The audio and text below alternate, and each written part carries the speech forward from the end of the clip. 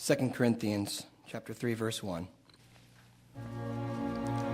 Are we beginning to commend ourselves again? Or do we need, as some do, letters of recommendation to you or from you? You yourselves are our letter of recommendation, written on our hearts to be known and read by all. And you show that you are a letter from Christ, delivered by us, written not with ink, but with the Spirit of the living God, not on tablets of stone, but on tablets of human hearts. Such is the confidence that we have through Christ toward God.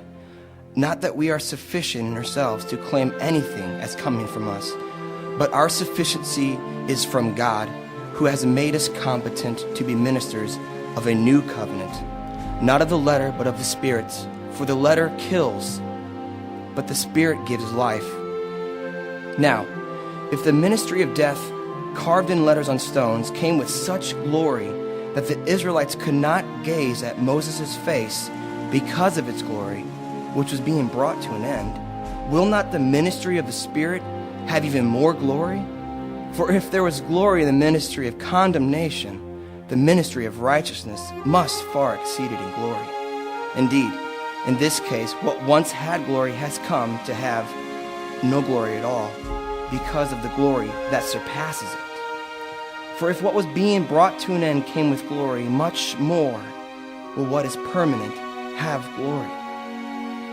Since we have such a hope, we are very bold, not like Moses, who put a veil over his face so that the Israelites might not gaze at the outcome of what was being brought to an end.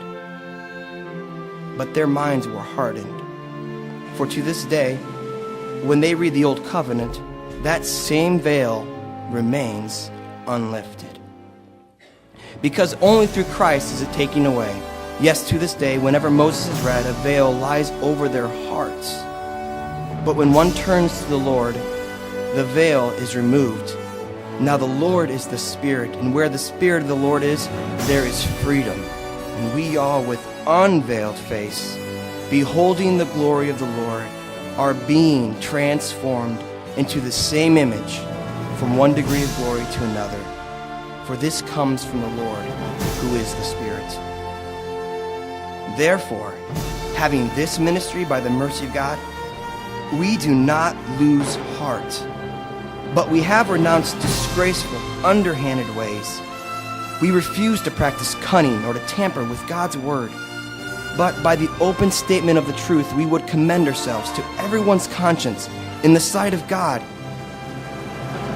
And even if our gospel is veiled, it is veiled only to those who are perishing. In their case, the God of this world has blinded the minds of the unbelievers to keep them from seeing the light of the gospel of the glory of Christ, who is the image of God. For what we proclaim is not ourselves, but Jesus Christ as Lord, with ourselves as your servants for Jesus' sake.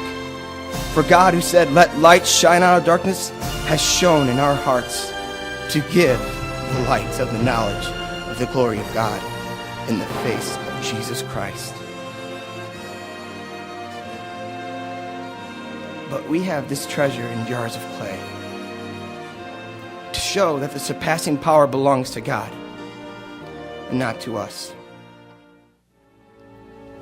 We are afflicted in every way, but not crushed, perplexed, but not driven to despair, persecuted, but not forsaken, struck down, but not destroyed, always carrying in the body the death of Jesus, so that the life of Jesus may also be manifested in our bodies.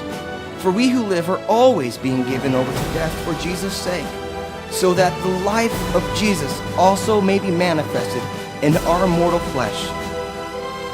So, death is at work in us, but life in you.